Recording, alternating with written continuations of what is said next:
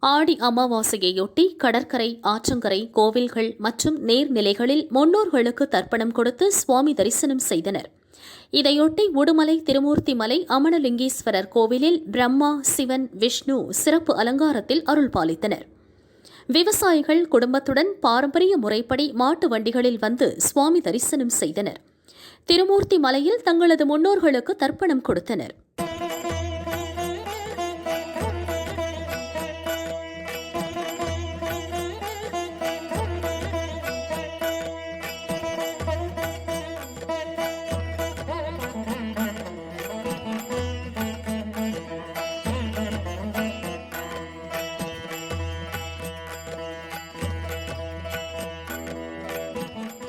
ராமேஸ்வரம் ராமநாத சுவாமி கோவிலில் அதிகாலையிலேயே லட்சக்கணக்கான பக்தர்கள் குவிந்தனர். அக்னி தீர்த்த கடலில் புனித நீராடிவிட்டு முன்னோர்களுக்கு தர்ப்பணம் கொடுத்தனர்.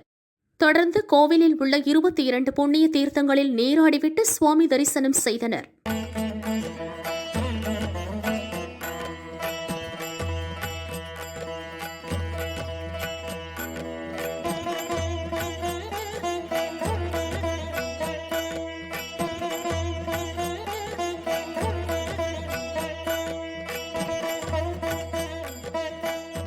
திருச்செந்தூர் சுப்பிரமணிய சுவாமி திருக்கோவிலில் அதிகாலை முதலே பக்தர்கள் கூட்டம் அலைமோதியது. செந்தூர் கடலில் புனித நீராடிய பக்தர்கள் முன்னோர்களுக்கு தர்ப்பணம் கொடுத்தனர். பின்னர் நீண்ட வரிசையில் காத்திருந்து சுவாமி தரிசனம் செய்தனர்.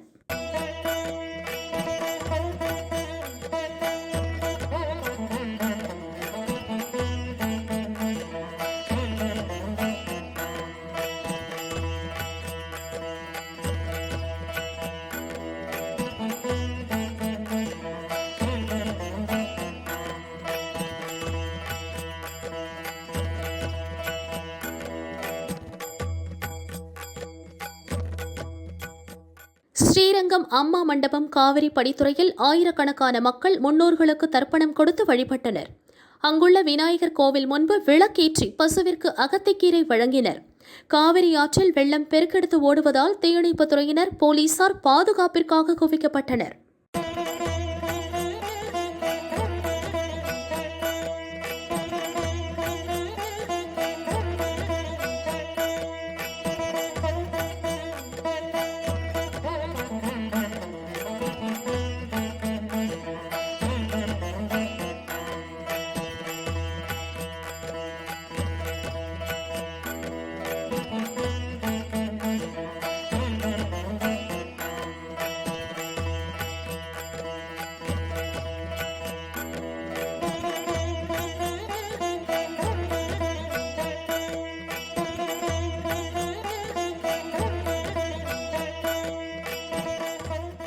கும்பகோணம் டபீர் காவிரி படித்துறை, பகவத் காவிரி படித்துறை உள்ளிட்ட பல்வேறு படித்துறைகளில் ஏராளமானோர் முன்னோர்களுக்கு தர்ப்பணம் கொடுத்தனர்.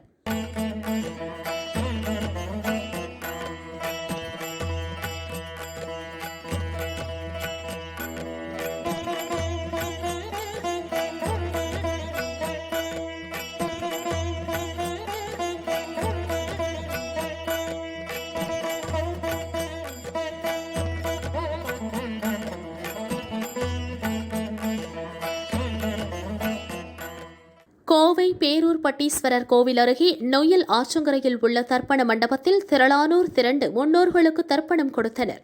நொய்யல் ஆற்றில் வெள்ளப்பெருக்கு ஏற்பட்டுள்ளதால் ஆற்றில் பக்தர்கள் இறங்க தடை விதிக்கப்பட்டது குறிப்பிடத்தக்கது.